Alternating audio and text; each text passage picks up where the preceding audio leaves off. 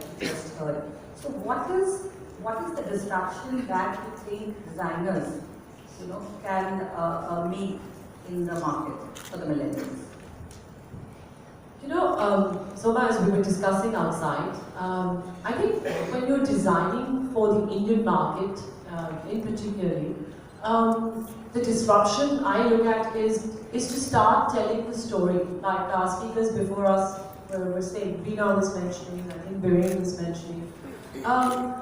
It's very important to tell a story, to communicate, because if you don't communicate, even I design for Carrot Lane, I design for Tanish, but as a manufacturer and a designer, I work with my retailer to create a story. So it's not just about selling a collection, it's about having a concept and developing that into a collection that you think your consumer will want. More so, like we are in the age of the millennium where there is lack of consumer loyalty. So you need to create ideas that grab the attention and that translate into beautiful design. So I think that's a very important aspect of designing for the consumer today. And of course, the price points, because the market you do want to tap, besides your H&I, is the middle class population. And my experience is that the fastest selling item is between 20 to 35,000, whether it's online or offline. So that I would say. Shailesh, you too cater to the mass market. What has been your understanding of how design is evolving? So what was happening a few years ago and what's happening now is a different story. But still, if you look at it from the point of view of mass market, I think the price is the most important controlling factor more than the story. So if you go into a retail shop, let's say, let's put Tanishq and Catherine aside, kind of the leaders in the pack right now, but if you look at the second and the third and the fourth guys, so if you go into a retail shop over there, you're not seeing so much of a story, but you're seeing more of a price point driven products, and the displays are also done in price point manners. So you are going to see a certain price point bracket displayed together, and then the higher and the higher and the higher and so that's how they work. And majority of India is still on that price game, but over the last few years, what change that we've been seeing is that yes, people are not just willing to come and just look at designs. So from a manufacturing point of view, if I am sitting in a show and there used to be a time we used to sit with 5,000, 7,000 designs in a show, and people sit for 4, 5 hours going through and scanning and taking whatever they want. But those days are done.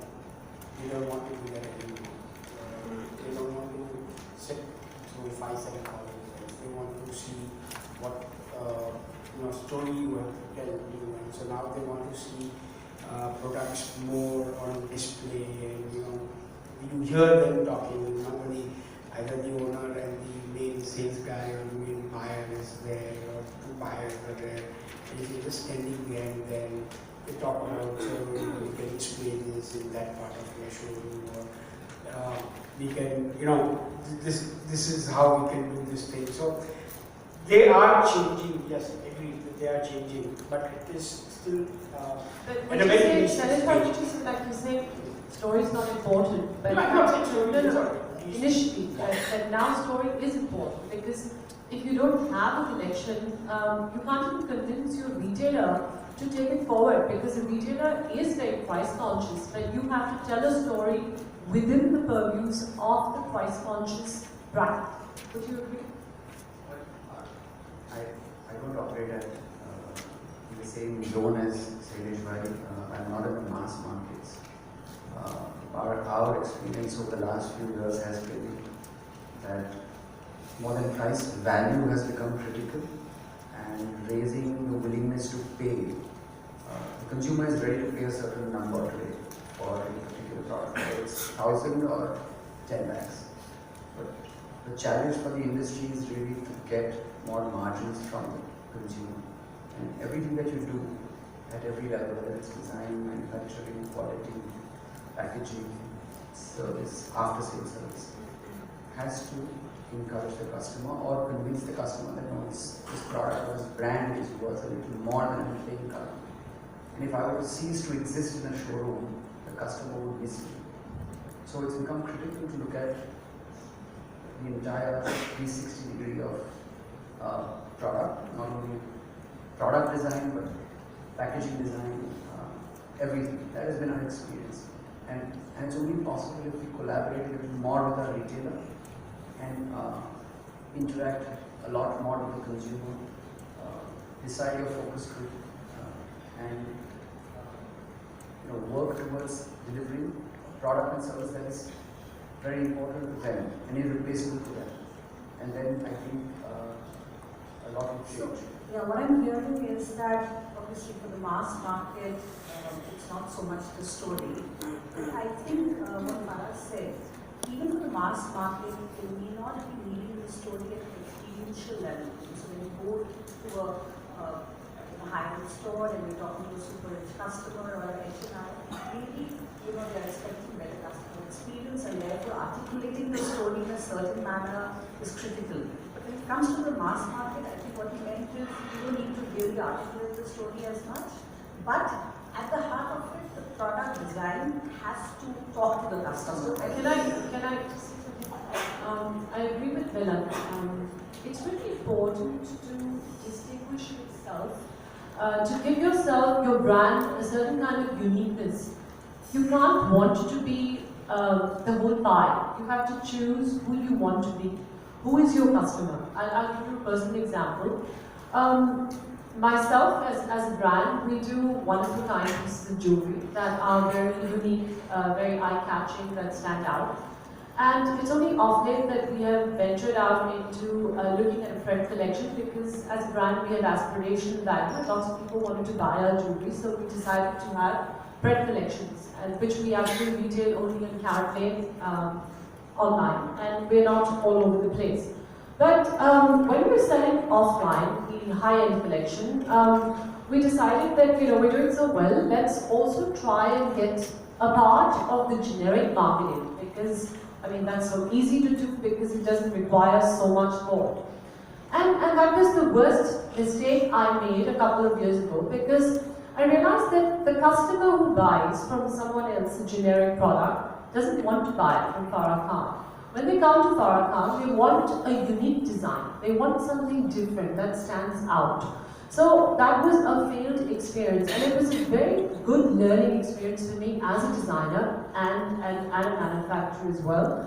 That I have a certain niche market and I have to cater to that niche market. Just like if I want to buy a luxury product or a certain design aesthetic, I will go to a certain brand. If I like Bottega or if I like Tots, I will not go buy from Versace, even though Versace is the same, a little lower probably, but it's very flashy. So you have to have a design distinction and a uniqueness, as Milan said, with your customer, and that's the best, and the best person to tell you that is your consumer. So listen to your consumer, give them a story, the whole experience. That is what brands do. And we're talking as brands, but Shailesh will be able to tell you more about the retail India, the mass market. Yeah, Shailesh, one question I wanted to ask you is that diamond jewelry sales have significantly gone down. They're at about 9% now from 19 earlier. So what kind of disruption, what kind of innovation is needed, and why is this market falling? More so because we are looking at millennials and we are talking about aspirations which can be met by this category. So you always need to put the blame on somebody else. So the blame normally need to come to DTC, why the sales have gone down in our country, and because they stop advertising. So if you're not in the face, that's a simplistic thing to say. answer. No, partly true also, because if you're not in the face, people tend to forget you also. So diamond was not so much in the face, and then in that particular time, and Gold Council got quite active, and gold was being promoted quite well in our country. And so gold did take a lot of space, and even platinum took a lot of space away from diamonds. But having said that, that, so how much? yes, I know. So that's one side of the thing. The second side is, if you talk to retailers, even if you talk to end consumers, the idea was is that you're not able to show anything new to the consumer as far as diamonds are concerned. It was the same, flower coming out, or kind of nakshatra flowers coming out, or you were not able to change along with time. At the same time, the gold guys were, if you look at a gold manufacturing guy, he is able to show you thousands of designs, which are quite different, with different finishes and different look and different sizes and variations, which you are not able to do in diamond. Are you seeing as a restriction of the material? The restriction of the material, yes, and the expensiveness also of the material. The diamond pricing over the last 10 years shot also quite. So what it used to be and where it went, and it crossed the roof. So very clearly I would say that a -2, which is mainly used by all of us, was BBS kind of GH color or FG color, which was being sold at something around 24,000-25,000 rupees in a wholesale market, had shot about 80,000 rupees per day. So it was almost like a 3 times the jump, which also did the series of people. So are you saying that it has nothing to do with the kind of innovation Yes, so that innovation you have done is- with the category? Innovation was the only key to bring it back. Innovation, marketing efforts, advertisements, push, is all that was needed to do all these things, which hopefully things will turn around. Your take on it at the premium level, how do you think the markets have panned out? The comparison to gold is probably relevant because the manufacturers in the gold jewelry business they only had one raw material, which was gold, and they had to create it in different forms. With diamonds, because most of the manufacturers in diamond jewelry were at heart diamond manufacturers and traders, there was this inherent urge to use diamonds wherever and whenever possible. So if they saw a form and they could see that they could put a diamond there, they put it. So they never, they were too close to design without having the required skills, and respectfully, the designers never got the freedom that would have allowed them to create, produce and showcase all the possibilities with You're saying it diamond. was all about using more diamonds. Yeah, there was a than- big thrust, and partly it could be because of the whole initiative to use certain diamonds, which kind of cornered designers into, so it was self-fulfilling problem. If there weren't as many restrictions, maybe designers would have done a lot more. How do you see, Farah, because now for the last 2 years you are retailing on Carrot Lane, how do you see the design sensibilities of these online brands which are, wholeheartedly going after the millennials? For me, as a designer, and I want to reiterate that to the crowd here, if you don't have a good design that not only looks good or works well and is priced well, you can't capture the consumer at all. So working with brands like Carrot Lane and Tanishq, of course, where now we're just manufacturing for them, but we look at what are the demographics of the consumer on the site. How old is that consumer? What is the spending capacity of that consumer? Is the consumer an urban consumer who's in the millennial, or is the consumer someone 40 and above. So looking at that, we actually come up with collections, and we pitch those collections to Caroline, saying that this is a concept and this is how we're going to develop it. And they're very clear. They always say, and I'm sure they say that to their other people who they work with, that if you're going to pitch us an idea, it has to, if you're going to pitch us a design, it has to have an idea. What does it stand for? Who is it for? What is the connect? Is it going to identify with our customers, you know? So I think all this is very important. We are in the age of personalization, and I'm sure you'll agree with me.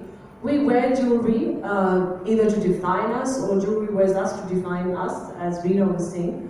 The point I'm trying to make here is we all are very individualistic in what we want, and we all want something unique, something different, even though it's mass market.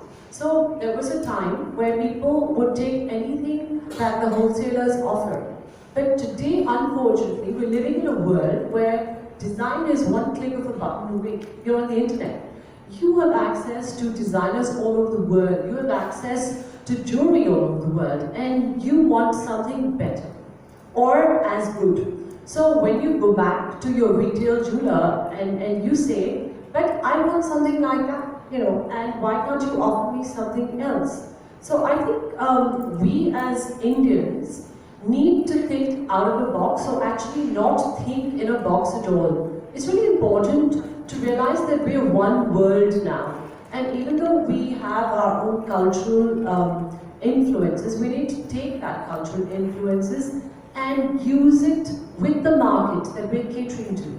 If it's a small town, take the cultural influences and design according to the small town, their traditions, their values. If you're catering to an urban city and a younger crowd, take those cultural influences and design for that.